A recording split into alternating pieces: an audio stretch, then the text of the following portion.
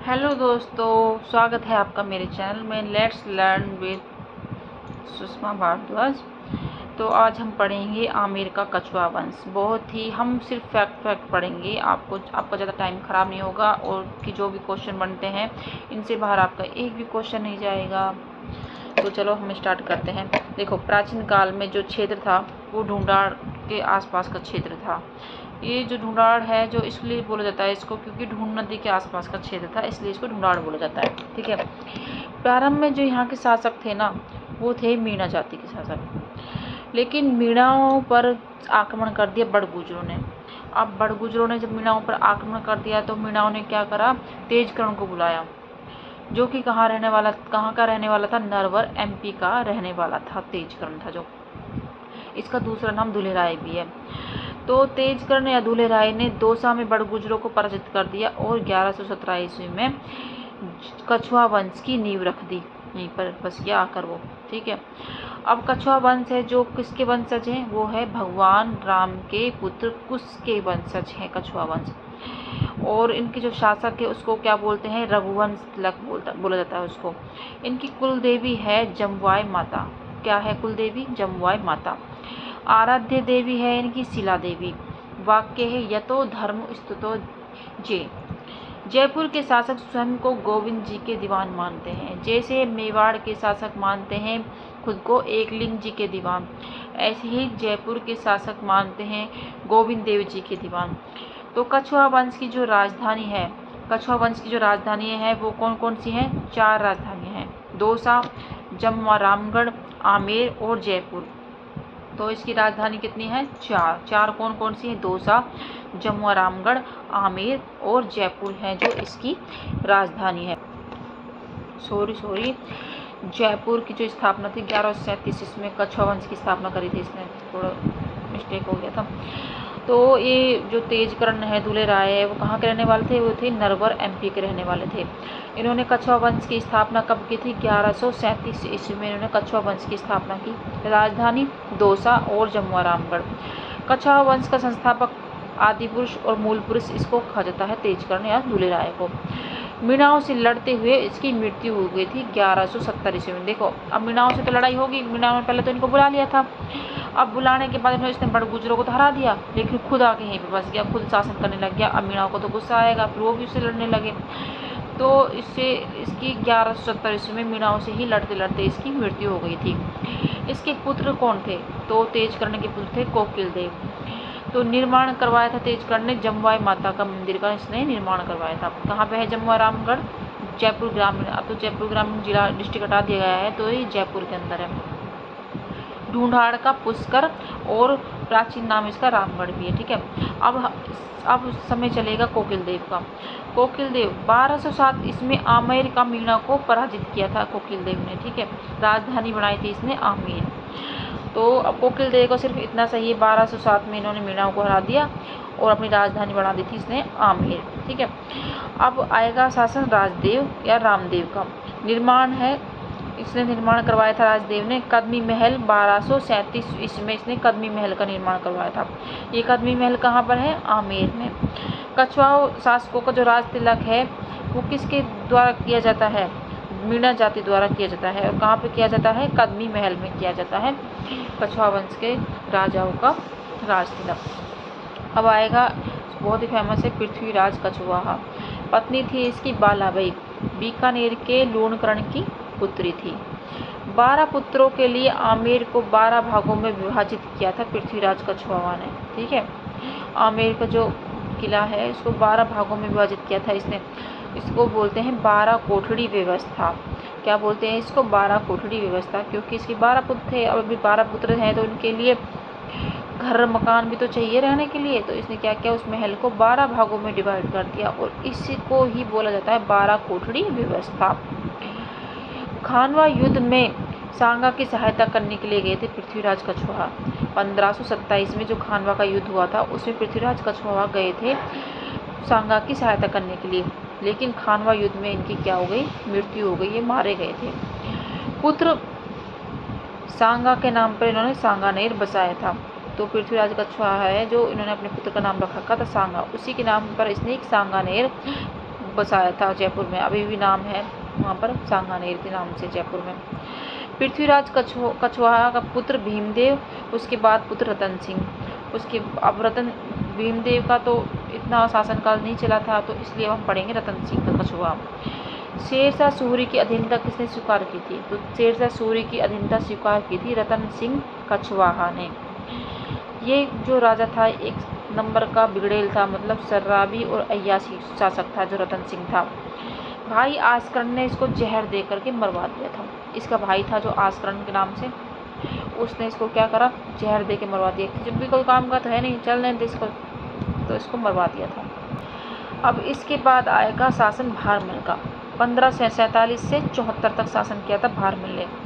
इसका अन्य नाम था बिहारीमल। क्या नाम था अन्य? बिहारीमल। पिता थे पृथ्वीराज कछवाहा। कौन थे पिता इसके? पृथ्वीराज कछवाहा का ये पुत्र था भारमल। ठीक है। अब अकबर और भारमल की मुलाकात कहाँ हुई थी? तो पहली बार 1556 मजनू खां की सहायता से दिल्ली में मुलाकात हुई थी भारमल की अकबर से। किसकी सहायता से? मजनू खां की सहायता से दिल्ली में।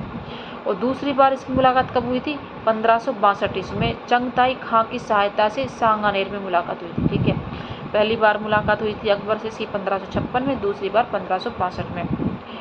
अब अकबर और हरखा बाई का विवाह हो गया। ठीक है, और ये हरखा बाई जो किसकी बेटी है? भारमल की। और जो हरखा बाई है ये सबसे प्रिय रानी थी अकबर की, तो इसको नाम दिया था मरियम उज्जमानी। ये हरखा बाई थी जो भारमल की पुत्री थी।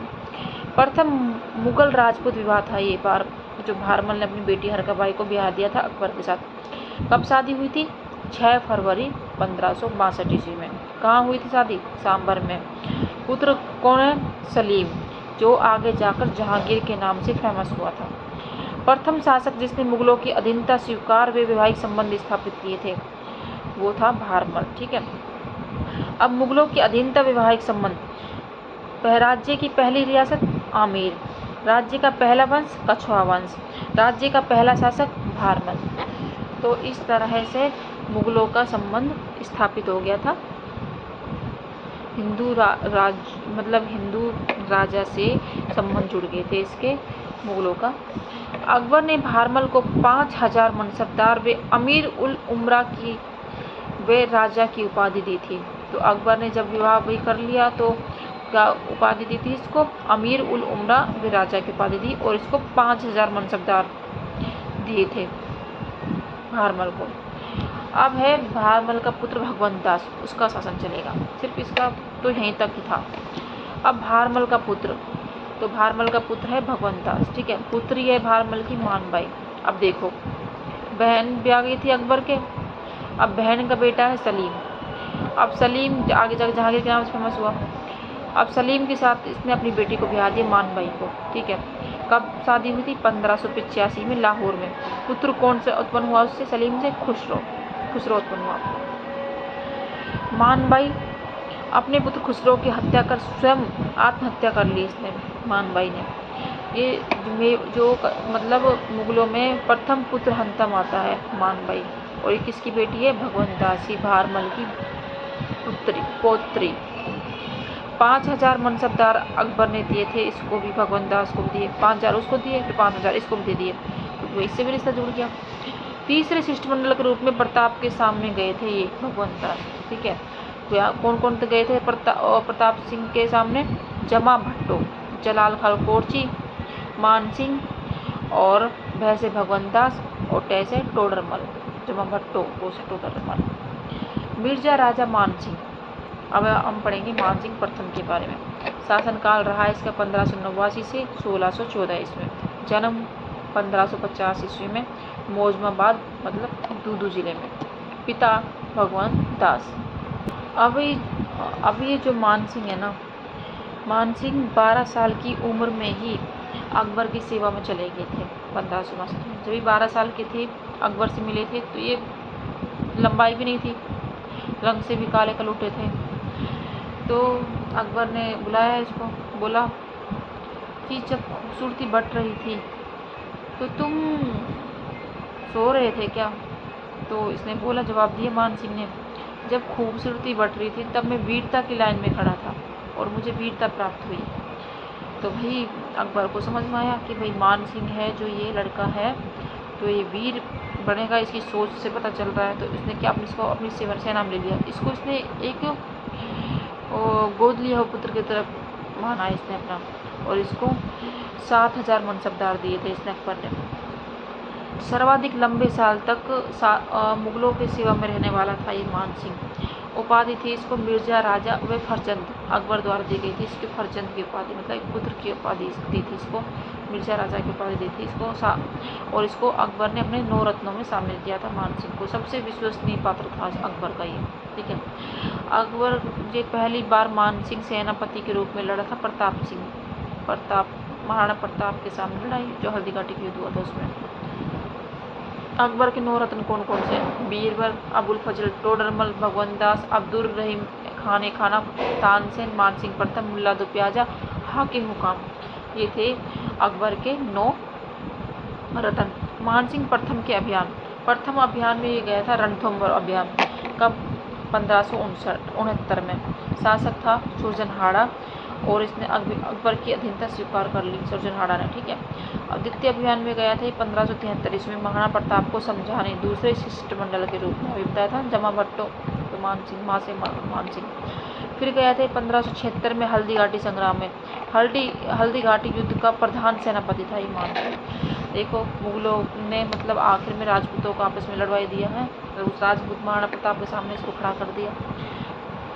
मानसिंह प्रथम के अभियान, काबुल अभियान पे गया था 1580 में, रोशनाइयों व यूसुफजाइयों का दमन करने के लिए। मानसिंह प्रथम लाहौर में पोट्री व मीनाकारी लाए थे। काबुल का सूबेदार बना दिया गया था इसको 1585 में मानसिंह प्रथम को। अब बिहार का सूबेदार बना था 1587 में। फिर उड़ीसा विजय प्राप्त करी थी इसने 1592 में। बंगाल की सूबेदारी की थी इसने 1594 में। मानसिंह के पुत्र जगत सिंह की मृत्यु पर होने पर इसने उसकी याद में बनवाया था जगत शिरोमणि मंदिर आमेर में निर्माण करवाया था। कनकावती इसकी जो पत्नी थी उसने शीला देवी मूर्ति लाए थे मंदिर आमेर में ये, और कछवा वंश की आराध्य देवी है जो शीला देवी।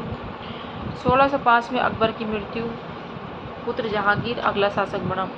जहांगीर ने मानसिंह प्रथम को दक्षिण भारत में भेज दिया था। मानसिंह प्रथम की मृत्यु हुई थी 1614 में इलिचपुर महाराष्ट्र में, इसकी मृत्यु हो गई थी। अब हम पढ़ेंगे भाव सिंह, ठीक है। भाव सिंह का कार्यकाल रहा 1614 से 1621 में। ये था मानसिंह प्रथम का पुत्र, लेकिन इसने खास कुछ किया नहीं, तो इसलिए इसका इतिहास में कोई रोल नहीं है। बस इतना ही समझ लो कि इसने शासन किया था 1614 से 1621। उसके बाद में बना था मिर्जा राजा जयसिंह प्रथम बोलते हैं इसको। उपाधि मिली थी इसको मिर्जा राजा, जो शाहजहाँ ने दी थी, ठीक है। बाल्यकाल दौसा किले में बीता इनका। माता थी दमयंती देवी। शासनकाल 46 वर्षों तक किया था इसने। सबसे लंबे समय तक शासन करने वाले शासक थे मिर्जा राजा जयसिंह। समकालीन थे ये जहांगीर, शाहजहाँ व औरंगजेब के समकालीन थे ये मिर्जा राजा जयसिंह थे। निर्माण करवाया था इन्होंने जयगढ़ किला जयपुर में। अहमदनगर अभियान पे गए थे ये 1623 में, जहांगीर के समय गए थे ये मलिक अंबर के विरुद्ध, ठीक है। कंधार अभियान पे गए थे 1637 से 38 शाहजहाँ के समय। पहले तो अहमदनगर अभियान पे गए जहांगीर के समय, और कंधार अभियान शाहजहाँ के समय गए थे। जयसिंह प्रथम को मिर्जा राजा की उपाधि मिली तब कंधार अभियान से ही। पुरंदर की संधि जून 1665 में मध्य हुई थी शिवाजी वेज महाराजा राजा जयसिंह के मध्य। शिवाजी ने 35 में से 23 किले मुगलों को दिए थे। दरबारी कवि बिहारी सतसई 713 दोहे लिखे थे बिहारी ने बिहारी सतसई में। प्रत्येक दोहे पर एक एक सोने की असरफी मिलती थी बिहारी को मिर्जा राजा जयसिंह के द्वारा। अब मिर्जा राजा जयसिंह के जो दरबारी था वो था कुलपति मिश्र। 52 ग्रंथों की रचना करी थी इसने, ठीक है। राम कवि ने की थी जयसिंह चरित्र की, और जगन्नाथ ने की थी गंगा लहरी रस गंगाधर की, ठीक है दोस्तों। तो आज की वीडियो बताना कैसी लगी आपको। अगर वीडियो अच्छी लगी हो तो प्लीज़ मेरे चैनल को सब्सक्राइब करना, ज़्यादा से ज़्यादा शेयर करना, लाइक करना और कमेंट करना ज़रूर। तो दोस्तों मैं सिर्फ आपसे यही कहना चाहती हूँ कि आप काम करते करते वीडियो सुन सकते हैं। मैंने इतने अच्छे से आपको डिस्क्राइब किया है और इतने अच्छे से समझाया है, तो आप काम करते करते सुनेंगे तो आपको ये सारा इतिहास ऐसे ही लर्न हो जाएगा। तो आप फ्री टाइम में करते क्या हैं, फ्री टाइम में काम करते टाइम आप ऐसे वीडियो सुन सकते हैं। तो दोस्तों धन्यवाद।